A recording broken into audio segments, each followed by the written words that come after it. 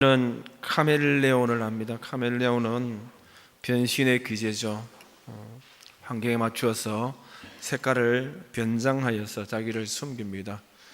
생존 경쟁 가운데 살아남기 위하여서 어쩔 수 없는 것이고 또 본능적으로 탁월하게 그렇게 발달되는 것 같습니다. 어쩌면은 이 시대를 살아가는 저와 여러분들도 카멜레온의 기질이 많이 있죠. 우리가 이 세상에 살려고 하니까 의외의 모습들을 우리가 가질 수밖에 없고 또 이중적인 모습을 지닐 수밖에 없는 것을 볼 수 있습니다. 우리가 살아남기 위함이죠. 그런데 이것이 지나치면은 질병이 되는데 그 질병의 이름을 해리성 정체감 장애라고 이야기하고 다중인격 장애라고도 이야기합니다. 사람은 한 사람인데 한 사람 속에 다양한 인격이 있죠. 이중적인 인격이 있습니다. 참 착한 사람인데 어떤 환경을 만나면 아주 교활한 사람으로 바뀌죠. 아주 내성적인 사람인 줄 알았는데 그 사람답지 않게 또 다른 이상한 환경을 만나게 되면 아주 활달한 그런 모습을 보이기도 합니다. 순한 사람이 어느 한순간에는 날카로운 사람으로 변하는 것을 보죠. 일부러 꾸미는 것이 아니라 이 질병에 걸리면 자기도 모르게 자기 속에 내재되어 있는 또 다른 인격이 돌출되어서 그렇게 행동을 한다고 합니다. 대부분 이인성장애, 이인증을 앓고 있지만 이것이 심하면은 5인성, 6인성, 7인성 한 사람 속에 여러 가지 사람의 모습이 드리워지는 나타나는 모습들을 볼 수가 있습니다.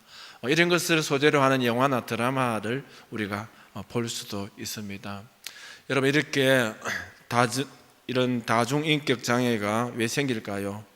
상처가 많았기 때문입니다. 어릴 때에 유괴를 당했다든지 성적 학대를 당했다든지 상습적으로 구타를 당했다든지 부모님이 이혼을 했다든지 학교 다닐 때 왕따를 당했다든지 여러분 어린 나이에 감당할 수 없는 상처를 받게 되면은 그 상처 속에서 자기를 살리기 위하여서 자기도 모르게 자기 속에 또 다른 자기를 만들고 다른 인격을 만들어서 상황에 따라서 대처해 나가는 어찌 보면은 참으로 가여운 그런 인생인 것을 볼 수가 있습니다.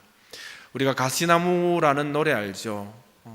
시인과 촌장으로 활동하였던 하덕규 씨가 인기를 많이 누렸으나 그 뒤에는 허망함과 허탈함, 허무함이 있었어요.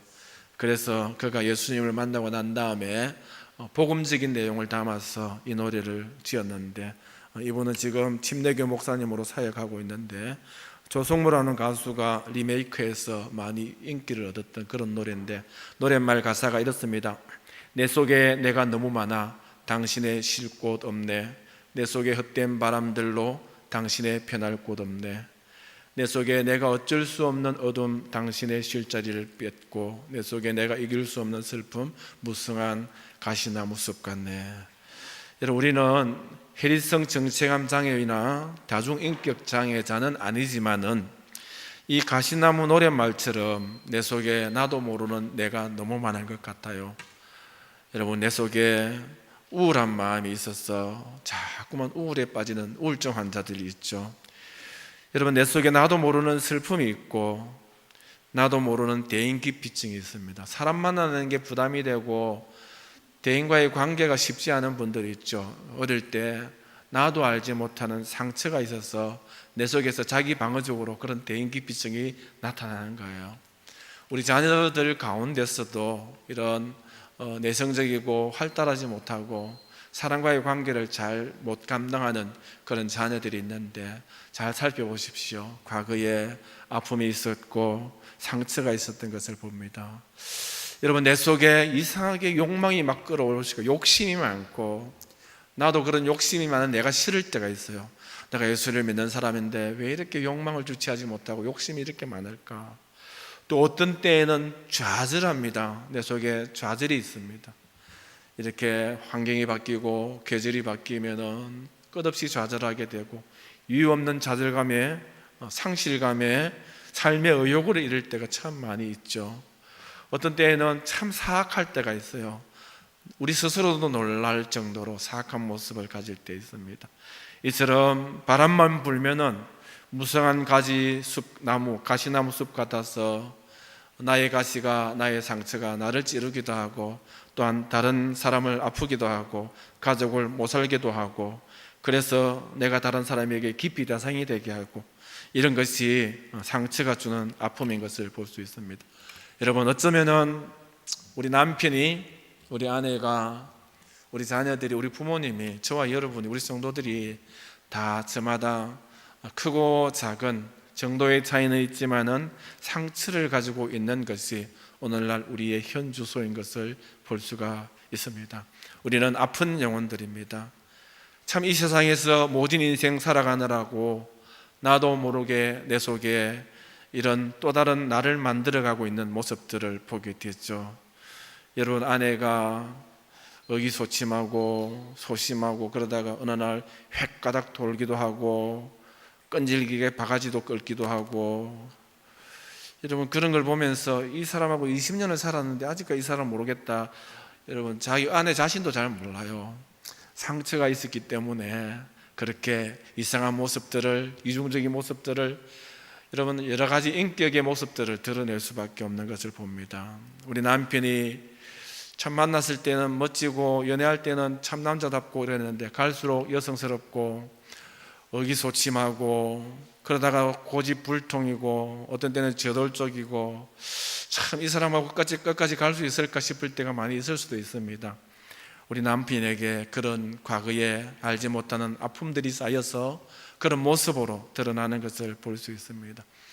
이 시점에서 우리가 필요한 것은 여러분, 좀 이해하는 것이 필요하고, 좀 헤아려 주는 것이 필요하고, 배려하는 것이 필요하고, 감사주고 아껴주고 참아주는 것이 필요합니다.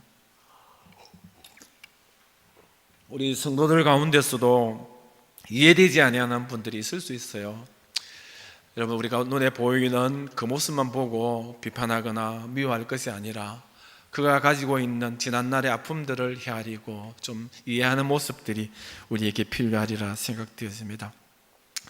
상처 입은 사람의 특징이 어떨까요? 상처 입은 사람의 특징은 상한 음식과도 같습니다. 고약한 냄새가 나죠. 역겹습니다. 그리고 상한 음식은 몸을 해치죠. 먹으면 배탈이 나죠. 사람 기분을 상하게 합니다. 맛과 향과 모양새 보면 불쾌하죠. 그리고 상한 음식은 토해내고 뱉어내고 싶습니다. 여러분, 상처 입은 사람도 상한 음식과 똑같은 특성을 가지고 있습니다. 상처 입은 사람은 고약한 냄새가 납니다. 그래서 고약한 냄새가 그 사람에게 나구나. 인격에 고약한 냄새가 나구나.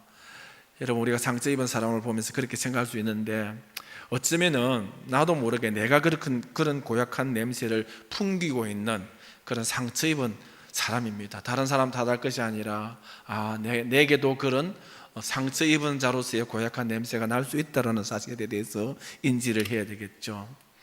여러분, 상처 입은 사람은 까칠하고 도도하고 예의가 없고 경우가 없고 예심이 없고 배려가 없고 감사와 칭찬도 없고 이런 사람이 다 있을까?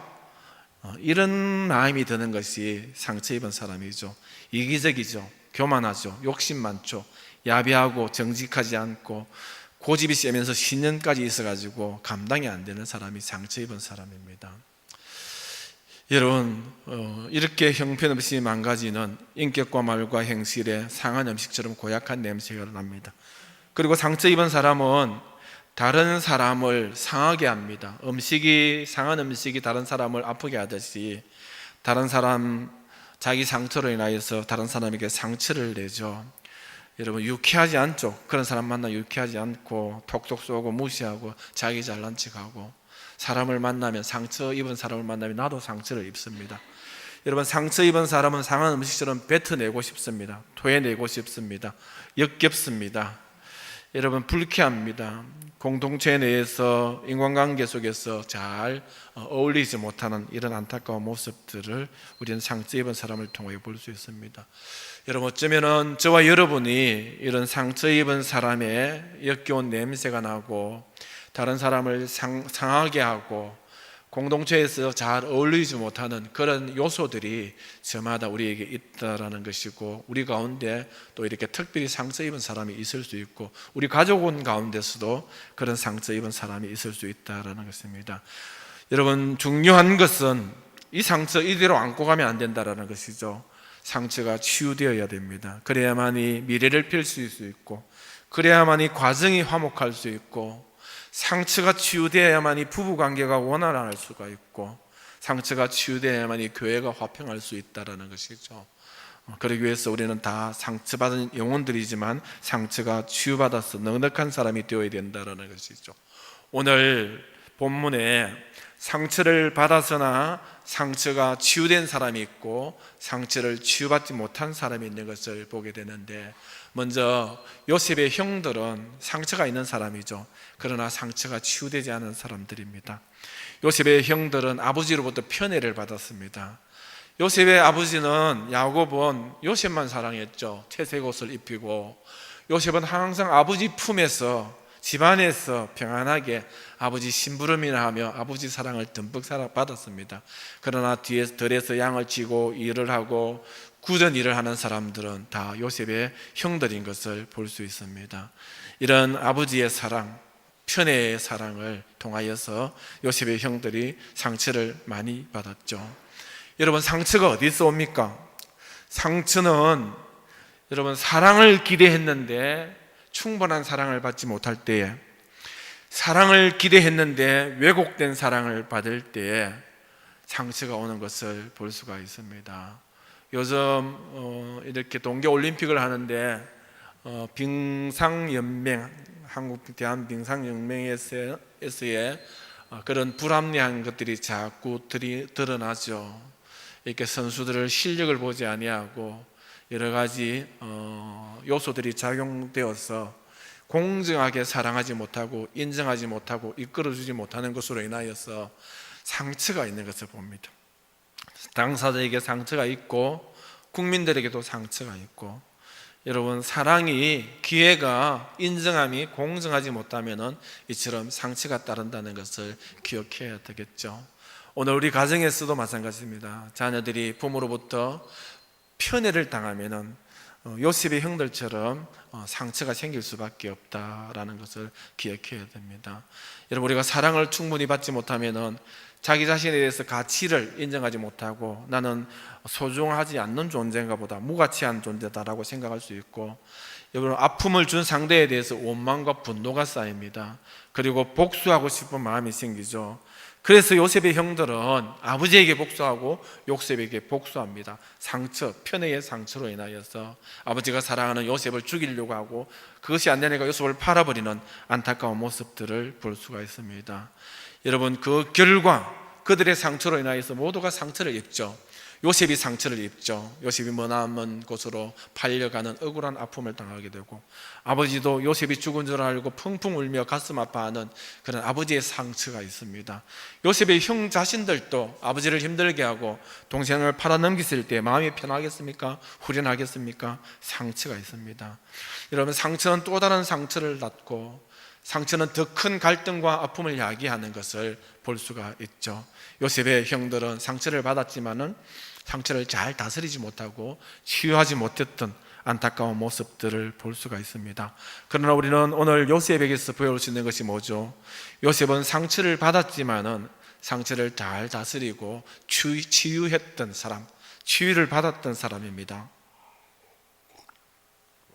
누가 요셉에게 상처를 줬죠? 요셉의 형들은 요셉의 모든 것을 다 찢어버렸어요. 요셉의 채색옷을 찢어버리고 아버지의 사랑을 찢어버리고 요셉의 꿈을 찢어버렸어요. 요셉은 꿈이 많은 사람인데 요셉이 멀리 노예로 종으로 팔아버리고 관계를 다 찢어버리는, 산산이 요셉의 모든 것이 찢기는 그런 상처를 요셉이 입었죠. 요셉은 또한 보디발의 아내로부터 상처를 받았습니다. 오해하고 그리고 배신당하는 상처를 받았습니다. 보디발의 아내가 자기의 사랑을 받아주지 않으니까 요셉을 미워했던 모습을 볼 수 있습니다. 감옥에서도 상처를 받았죠. 감옥에서 열심히 일하고 술 맡은 관원의 꿈도 해석해주고, 그가 이제 왕에게 가면은 자기를 기억해달라고 했는데 2년 동안의 소식이 없고, 요셉은 갈수록 절망감만 있었습니다. 큰 상처가 있었습니다. 감수성이 예민한 여린 10대 소년의 요셉이 받은 상처는 이루 말할 수 없죠. 여러분, 상처로 점철된 것이 요셉의 생애인 것을 볼 수 있습니다. 이 정도 되면은 여러분, 얼마든지 망가질 수 있고, 얼마든지 타인을 원망할 수 있고, 역겨운 냄새를 풍길 수 있는, 여러분, 이중인격자로서 살아갈 수 있는 그런 요셉일 수 있는데, 요셉은 자기에게 있는 모든 아픔과 상처를 잘 치유했습니다. 더 이상 그가 상처 입은 자로서의 모습을 보이지 않는 것을 우리는 보는데, 요셉에게서 상처는 입었지만 상처가 치유된 증거들이 나타나는데, 그 첫 번째가 뭐죠? 요셉에게 원한의 쓴뿌리가 없다라는 겁니다. 오늘 우리는 요셉에 대해서 공부를 하면서 요셉이 가져 있는 장점들과 요셉의 좋은 점들을 참 많이 보는데, 우리가 처음에는 요셉은 총무죠. 어디 가나 총무로서 일했다라는 것. 요셉 하면은 총무, 섬기는 사람. 이것이 우리가 공부됐던 거죠. 요셉 하면은 형통한 사람인데, 형통이라는 것은 그가 국무총리가 되었기 때문에 그 정도 되면 형통하다. 여러분, 그가 총리가 되기 이전에도 형통하됐죠. 형통이 뭐라고 했죠? 형통은 아무리 힘들어도 감당해내는 것. 여러분, 형통이라는 것은 어려운 과정을 하나님과 함께 감당해가는 과정들, 이 모든 것들이 형통이라고 했습니다. 요셉에게는 이런 특별한 형통의 요소들이 있었고, 오늘 생각하는 것은 요셉에게 특별히 나타나는 것은 요셉만큼 상처받은 사람도 없는데, 요셉만큼 상처 나타난 모습이 나타나지 않는 사람도 없다는 것이죠. 많은 상처를 받았지만은 깨끗하게 상처를 치유함으로 말미암아 사람들에게도 사랑을 받고 하나님에게도 사랑을 받고 진짜 하나님 앞에서 아름다운 생애를 살았던 사람이 요셉입니다. 요셉은 원한이 많은 사람이지만 원한의 쓴뿌리가 요셉의 일기를, 전기를 읽을 때 하나도 나타나지 않습니다. 요셉에게서 원한이 보이지 않습니다. 우리나라 국민성이 썩 좋은 국민성이 아닙니다. 비난하기를 잘하고 좌절하기를 잘하고 평가하기를 잘하는데 왜 그럴까요? 우리에게는 원한이 있기 때문입니다. 한반도의 여러 강대국과의 정세 속에서 침략을 많이 받았죠. 일제의 종살이도 하였죠. 여러분, 가부장적 제도 속에서 여인들이 많은 어려움을 당하고 한이 많고 괄시와 구박과 무시를 많이 당하였습니다. 한이 많고 상처가 많기 때문에 우리에게 원한의 쓴뿌리가 있어서 그것이 그대로 국민성으로 드러나는 안타까운 모습들을 볼 수가 있습니다. 여러분, 상처를 잘 치유받지 못하면 이 같은 아픈 관계들을 만들 수 있는데, 요셉은 원한의 쓴뿌리를 잘 제거했다는 것. 요셉은 여러분 또 보복하지 않았습니다. 형들에 대하여서 보복하지 않았죠. 오늘 형들이 와서 요셉을 만나고 깜짝 놀라는데, 그러나 그 형들에 대해서 하나도 보복하지 아니하고 보디발의 아내에 대해서도 보복하지 않았습니다. 형들은 요셉을 보복하고 보디발의 아내는 자기 사랑 받아주지 않으니까 보복하고, 보디발도 아내 말만 듣고 배신당했다 생각해서 보복하였는데, 보복을 당한 요셉은 보복을 되갚지 않았다라는 것, 이것이 요셉의 생애의 특징인 것을 볼 수 있습니다. 여러분, 아버지가 살아있는 동안에 요셉이 우리를 어찌하지 못했는데 이제 아버지가 돌아갔으니까 요셉이 우리를 보복할 거다라고 형들이 전전긍긍할 때에 요셉의 진정한 사랑을 알아주지 못하는 그런 형들의 모습을 보면서 요셉이 울었다라고 성경은 말씀하고 있습니다. 사랑하는 성도 여러분, 나에게 상처를 준 사람을 아직까지 용서하지 못하고 보복이 남아 있습니까? 그러면 아직까지 상처가 치유되지 않았다는 증거입니다. 우리가 보복하지 말아야 된다라는 것. 로마서 12장 19절에 내 사랑하는 아들아, 너희가 친히 원수를 갚지 말고 하나님의 진노하심에 맡기라. 기록되었으되 원수 갚는 것이 내게 있으니 내가 갚으리라. 주께서 말씀하셨다라고 말씀하고 있습니다. 요즘 여러분, 우리나라에는 미투 운동이 많이 확산되고 있죠. 나도 당했다라는 것이죠. 그래서 성추행 당한 사건들이 이렇게 매스컴에 많이 드러나고 있고, 옛날에는 감히 권력에 눌려가지고 고발한다는 거 생각도 못했는데 환경이 만들어지니까 옛날에 당했던 일, 나도 당했다, 미투다라고 하고 이렇게 이름을 실명을 거론하면서 당한 사람이나 피해를 준 사람의 실명을 거론하면서 이렇게 이슈가 되고 있죠. 이것이 여러분 확산되어서 모든 계층으로 다 확산되고 있습니다. 그래서 당한 사람이 많고 피해를 준 사람이 참 많은 것, 이것이 오늘날 우리 한국의 이슈인 것을 볼 수 있습니다. 미투 운동은 바람직할 수도 있죠. 더 이상 그런 일들의 재발을 막아야 되겠고, 그렇게 어려움을 준 사람은 이렇게 다 끄집어내어서 벌을 받아야 되겠고, 이런 것이 어떻게 보면 긍정적인 요소일 수도 있습니다. 그런데 이것이 자꾸만 감정으로 치달아서 여러분 진정 피해를 당하지 않았는데도, 한때는 좋은 관계였는데도 감정에 밀려가지고 보복하는 마음으로 나도 당했다라고 미투가 올라오는 경우들이 있는 것을 볼 수 있습니다. 이런 식으로 하면은 우리나라는 보복으로, 경쟁으로, 감정으로 온 나라가 감정 싸움이 될 수밖에 없고 보복하는 싸움이 될 수밖에 없는 이런 안타까운 부정적인 요소도 있는 것을 우리는 보게 됩니다. 사랑하는 성도 여러분, 우리는 누군가에게 보복을 당했고 아픔을 당했고 그것이 일평생의 상처일 수가 있는데, 여러분 우리가 똑같이 되갚으면은, 보복하면은 나도 그도 관계도 다 망할 수밖에 없다라는 것입니다. 지난주에는 어떤 중국 청년이 한 가족을 살해했습니다. 왜냐하면 20년 전에 옆에 이웃에 있는 아들이, 동네 형이 자기 어머니와 다투어서 어머니를 죽게 했죠. 20년 동안 칼을 갈다가 기회를 잡아서 죽였다라는 것이죠. 보복을 했습니다. 20년간의 상처를 치유하지 못하고 여러분 보복하다 하니까 그도 또 이웃도 온 가족도 인생 전체가 망가지는 것을 볼 수 있습니다. 혹 여러분이 지금까지 살아오면서 불이익을 당했거나 아픔을 당했거나 상처가 있어서 보복하는 마음이 있다면은 여러분 보복하는 마음을 하나님께 맡겨야 되고 원수를 하나님께 맡겨야 됩니다. 그래야만이 우리가 하나님 앞에서 새로운 관계를 열어갈 수 있고 상처를 씻을 수 있는 것을 볼 수 있습니다. 보복이라고 하면은 요셉만큼 보복할 사람이 어디 있겠습니까? 이빨이 갈리고 치가 뚫리겠죠. 그러나 요셉의 생애에서는 보복이라는 모습은 하나도 찾아볼 수 없다라는 것입니다. 한 동네에 살면서 이웃집에 내가 언젠가는 한번 두고 보자 하시는 분 있으면은 오늘로부터 마음을 푸시기를 바랍니다. 그래야만이 우리의 인격이 하나님 앞에서 온전한 인격이 될 수 있고 성숙한 사람으로서의 관계를 세워갈 수 있다는 것이죠. 요셉은 분노하지 않았습니다. 이것이 요셉의 치유받았다는 증거죠.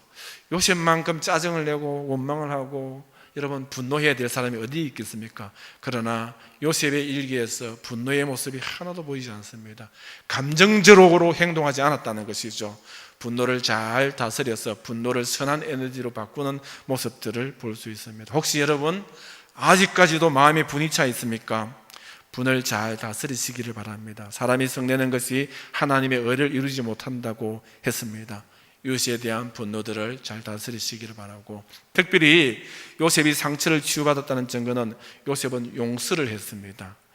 요셉은 형들을 보며 그 정을 억제하지 못하고 큰 소리로 우니 애굽 사람들에게 들리고 바로 궁중에 다 들렸다라고 이야기하고 있습니다. 과거는 다 용서하고 다 잊고 오히려 풍성한 사랑과 연민의 모습만 요셉에게 가득 찬 것을 볼 수 있습니다. 아직도 용서하지 못한 사람이 있습니까? 더 이상 미워하지 마시고 이제는 용서하시고 놓아주시기를 바랍니다. 여러분, 우리 인생이, 새로운 인생이 시작되는 것은 용서에서부터 시작됩니다. 여러분, 우리 관계가 새롭게 시작되는 것은 용서에서부터 시작됩니다. 우리 속에 원한이 남아있고 분노가 남아있고 보복이 남아있으면 거기서 발전이 없다라는 것이죠. 하나님 앞에 예배드리는 것도 발전이 없고 인간관계도 발전이 없고 하나님 앞에서 축복으로서 열리는 이 세상의 생애도 발전이 없습니다. 그러나 상처 입고 내 속에 묻어두었고 걸어두었고 묶어두었던 이 관계들을 푸시기를 바랍니다. 풀고 분노를 풀고 원한을 풀고 보복을 풀고 용서를 풀면은 거기서부터 회복의 첫걸음이 시작되고, 용서가 없으면 치유도 없고, 용서하게 되면은 새로운 관계가 열릴 수 있으리라 믿습니다. 지난날 오늘까지 살아오면서 우리는 얼마나 주변 사람으로부터 사기를 당하기도 하고 억압을 당하기도 하고 무시를 당하기도 하고, 그것 때문에 여러분 나도 모르는 상처가 내 속에 있다라는 것이죠. 상처는 분노고 원한이고 보복이고 용서하지 못함입니다. 저도 있고 여러분도 있는데 요셉은 이 모든 것들을 하나님 안에서 다 놓아버리고 풀어버렸습니다. 풀어버리니까 요셉의 생애가 새롭게 펼쳐지는 것을 볼 수 있습니다. 가까이 있는 사람, 멀리 있는 사람, 교회 안에 있는 사람, 그 누구든지 다 놓고 용서하시기를 바랍니다. 관계를 회복하시기를 바랍니다. 그때 하나님께서 우리와 함께 하실 줄 믿습니다. 요셉은 도대체 이렇게 치명적인 상처를 입은 사람이 그렇게 넉넉한 생애를 살 수 있었던, 치유를 회복할 수 있었던, 상처를 치유할 수 있었던 비밀이 어디에 있을까요? 사랑입니다. 사랑. 그러므로 여러분, 자기 자신을 사랑하시기를 바랍니다.